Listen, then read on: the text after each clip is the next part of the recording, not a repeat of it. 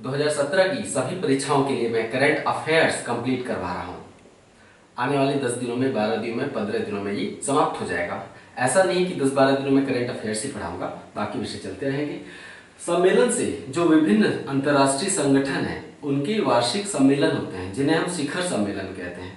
कुछ संगठनों के 1 साल के अंतराल पे होते हैं, कुछ संगठनों के 2 साल के अंतराल पे होते हैं।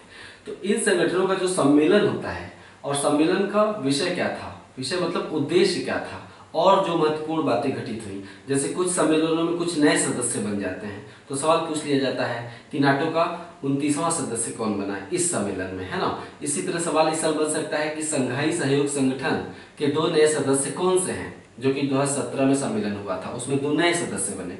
तो इस तरह से सवाल यहाँ से कई तरह से बनते रहते हैं, लेकिन ज्यादातर सवाल केवल इसी विषय पे बनते हैं कि सम्मेलन कहाँ पे आयोजित हुआ था।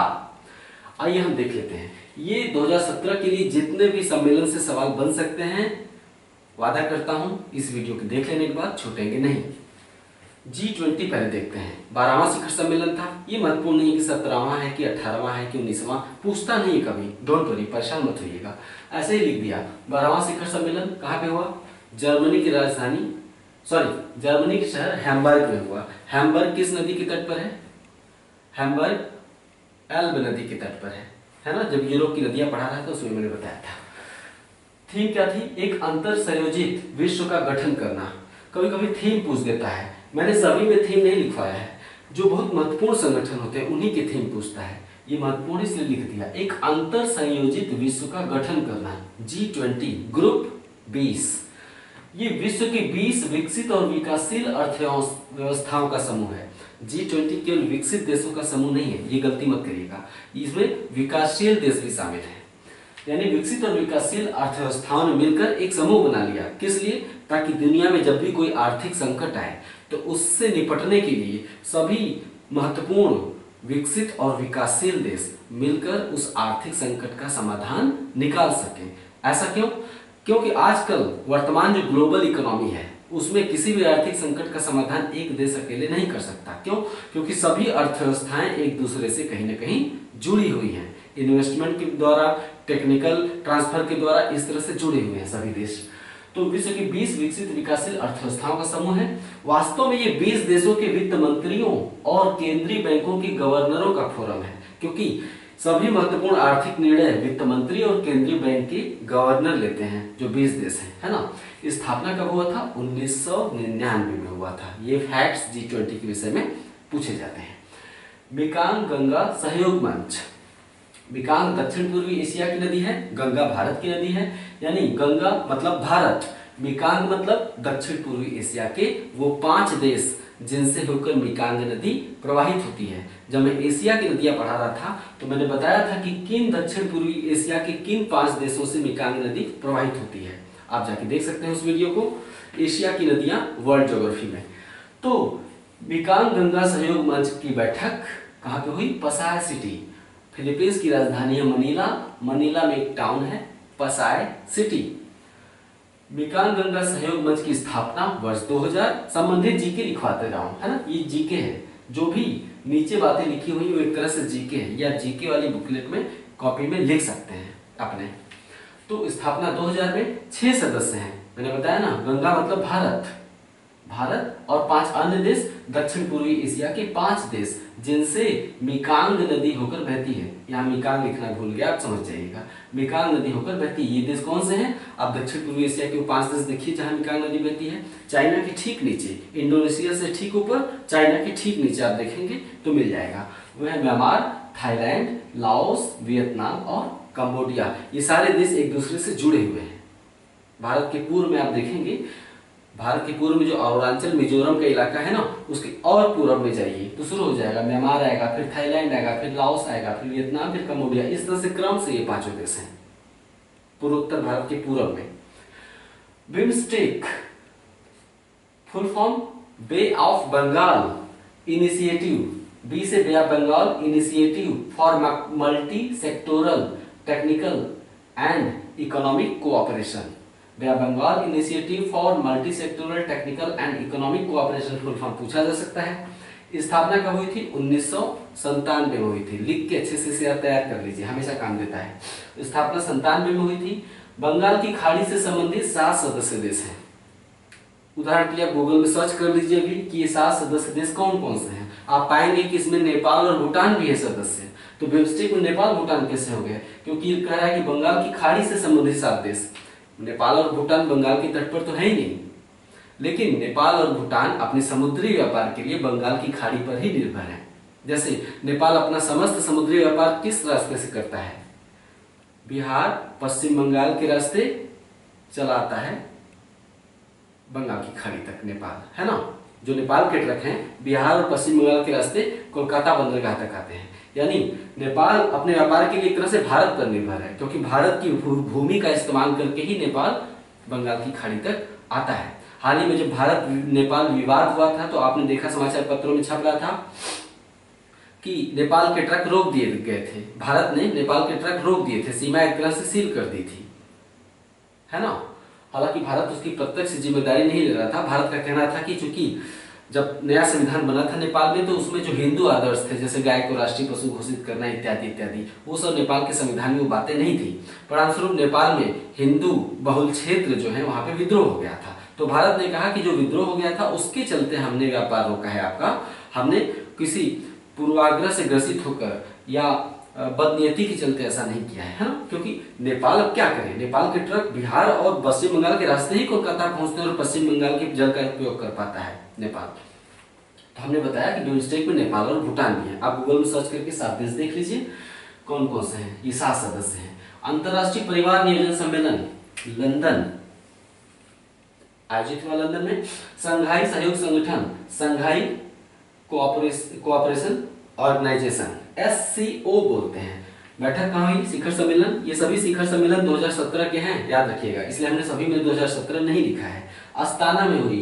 कहाँ की राजधानी है? कजाकिस्तान की। उसे कजाकिस्तान भी बोलते हैं क्योंकि इंग्लिश में ऐसे ही लिखते हैं, कजाकिस्तान। संघाई सहयोग संगठन के 17वें शिखर सम्मेलन में भारत और पाकिस्तान को पूर्ण सदस्य का दर्जा दिए जाने के बाद SCO के सदस्य देश कितने हो गए? 8 हो गए।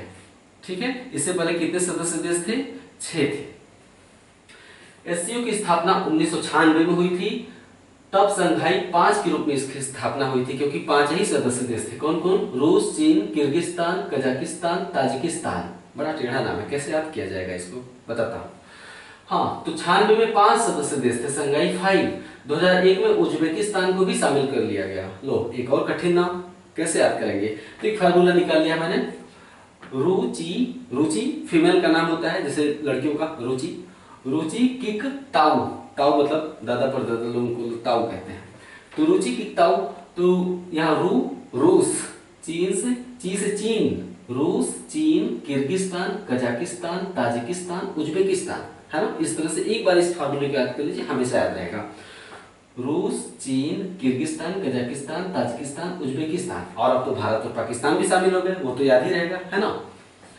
वर्तमान में जहां पे सम्मेलन कहाँ हुआ? कजाकिस्तान की राजधानी अस्ताना में। तो मैं कजाकिस्तान की बात कर रहा हूँ। वर्तमान में कजाकिस्तान भारत का शीर्ष यूरेनियम आपूर्तिकर्ता देश है। यानी भारत को सबसे ज्यादा यूरेनियम की सप्लाई कौन सा देश करता है? कजाकिस्तान करता है। प्रधानमंत्री मोदी 2015 में कजाकिस्तान की यात्रा पे गए थे, आपको याद होगा। उसी समय प्रधानमंत्री ने हमारे कजाकिस्तान से यूरेनियम सप्लाई हेतु समझौता किया था, और उसी का परिणाम है कि आज कजाकिस्तान भारत का सबसे बड़ा यूरेनियम सप्लाई करने वाला देश है। नेक्स्ट, प्रथम संयुक्त राष्ट्र महासागर सम्मेलन। संयुक्त राष्ट्र ये महासागर सम्मेलन है, महासागर की सुरक्षा हेतु। तो कहाँ पे आयोजित हुआ? जहाँ पे मुख्यालय है। संयुक्त राष्ट्र का मुख्यालय कहाँ है? न्यूयॉर्क। तो सम्मेलन न्यूयॉर्क स्थित संयुक्त राष्ट्र मुख्यालय में हुआ। उद्देश्य क्या था?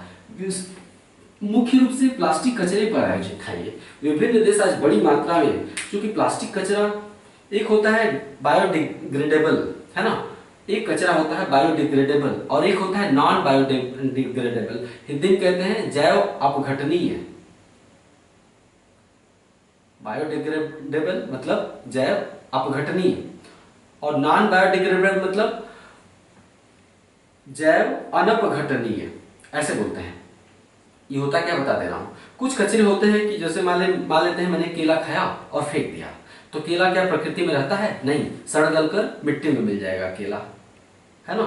इसी तरह से आपने प्राकृतिक रबड़ जो होता है, या पेंसिल होता है, पेंसिल आपने फेंका, उसकी लकड़ी है, लकड़ी सलगड़ जाएगी।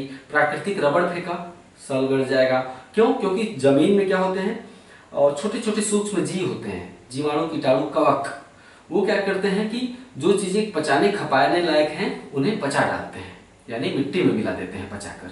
लेकिन प्लास्टिक एक ऐसा कचरा है वो नॉन बायोडिग्रेडेबल है, मतलब कि उसे जीव, जो सूक्ष्म जीव होते हैं, सड़ा गला नहीं पाते हैं प्लास्टिक को। इसके चलते प्लास्टिक सैकड़ों वर्षों तक जमीन में दबा रहता है। आज परिणाम ये है कि हमने इतना प्लास्टिक इस जमीन में फेंका है, पॉलीथीन की जो थैलियां होती हैं, कि जो वर्षा होती है, वर्षा का पानी भूमिगत हो जाता है रिस कर, लेकिन प्लास्टिक के चलते वर्षा का पानी आज भूमिगत नहीं हो पा रहा है कई क्षेत्रों में, खासकर शहरी क्षेत्रों में या शहर के आसपास के क्षेत्रों में जहां ज्यादा कूड़ा फेंका जाता है। तो समुद्रों की समस्या भी आज यही है। आज हम बड़ी मात्रा में प्लास्टिक कचरा निकालते हैं। प्लास्टिक कचरा केवल पॉलीथीन थैलियों के रूप में नहीं है, वो सभी इलेक्ट्रॉनिक कचरा प्लास्टिक ही तो है। जैसे कि किसी ने 15 साल कोई फ्रिज इस्तेमाल किया, 20 साल एसी इस्तेमाल किया, वो खराब हो गया, एकदम चौपट हो गया, तो उसने कूड़ेदान को दे दिया, उसको हमने कबाड़ वाले को बेच दिया, कबाड़ वाले ने उसमें काम की चीजें निकाली, बाकी इधर उधर कर दिया। तो इस तरह से बड़ी मात्रा में जो प्लास्टिक कचरा होता है समुद्रों में फेंका जा रहा है। तो समुद्र में भी तो जीव है, संसाधन है समुद्र में, उनका विनाश होगा एक तरह से।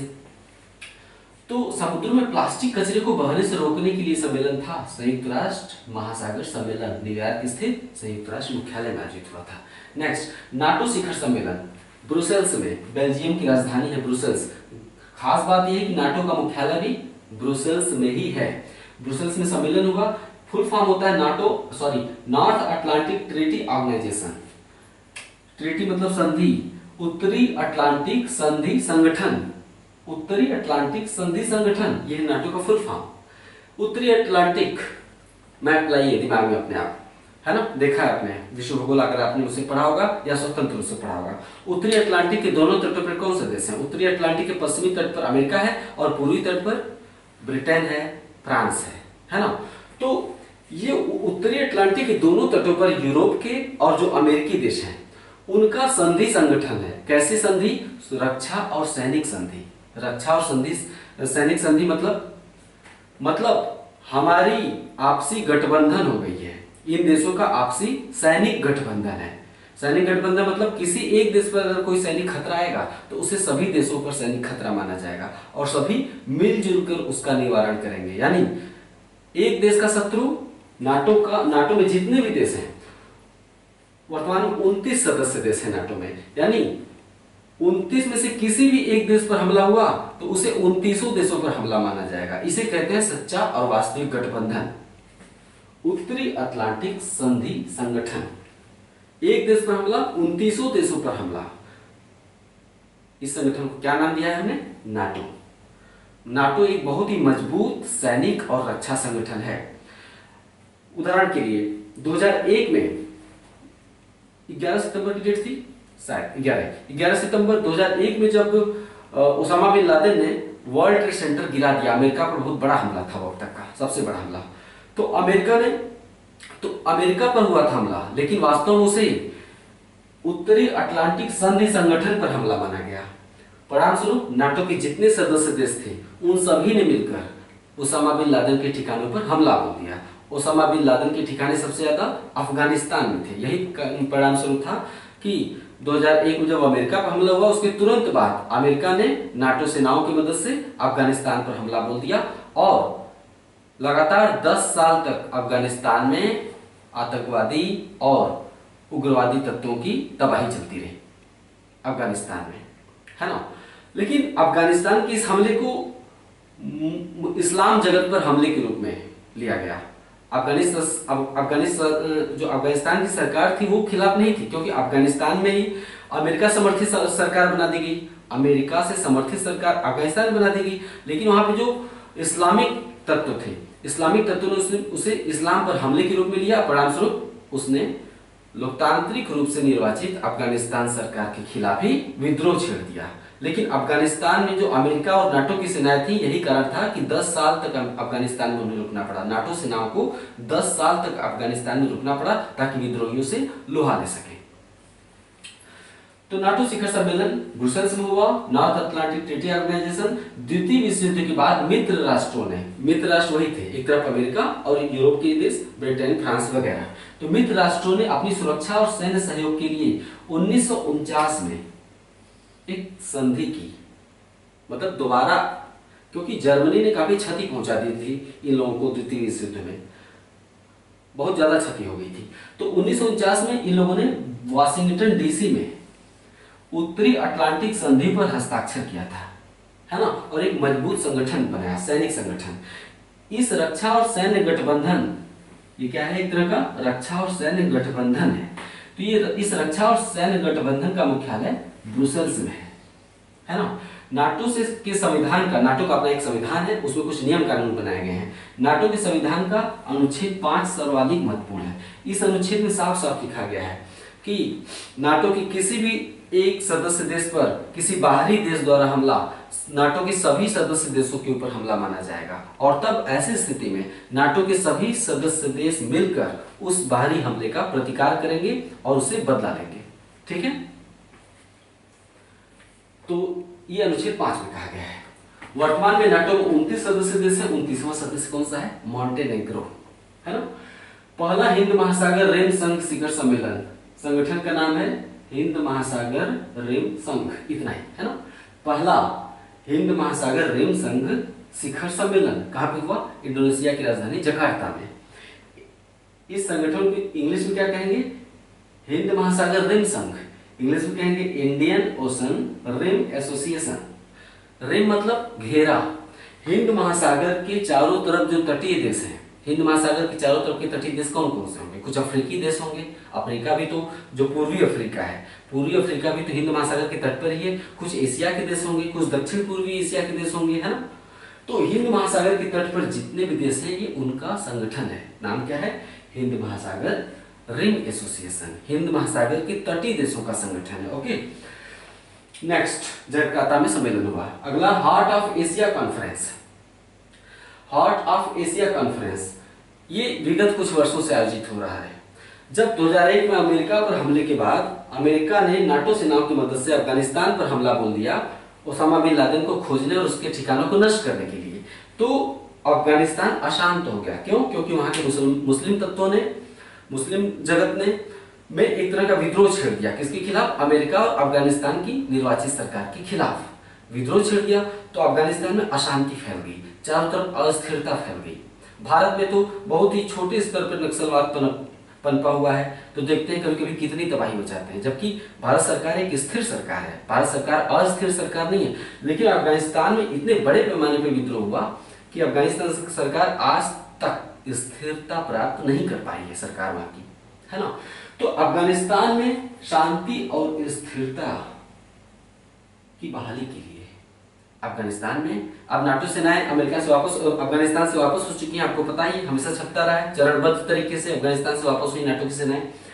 तो अफगानिस्तान में शांति और स्थिरता की बहाली के लिए कौन से उपाय होने चाहिए, क्या क्या उसके लिए किया जाना चाहिए, पड़ोसी देश क्या क्या मदद कर सकते हैं अफगानिस्तान के? जैसे भारत मदद कर रहा है। भारत जो कि अफगानिस्तान की जो आधारभूत संरचना होती है, जैसे सड़क विकास, ऊर्जा परियोजना इत्यादि में भारत अफगानिस्तान को मदद कर रहा है।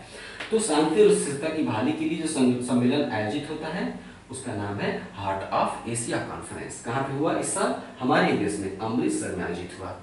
ठीक है, नेक्स्ट एपेक शिखर सम्मेलन 2016 लीमा, ठीक है, पेरू की राजधानी लीमा में हुआ। Full form Asia Pacific economic cooperation.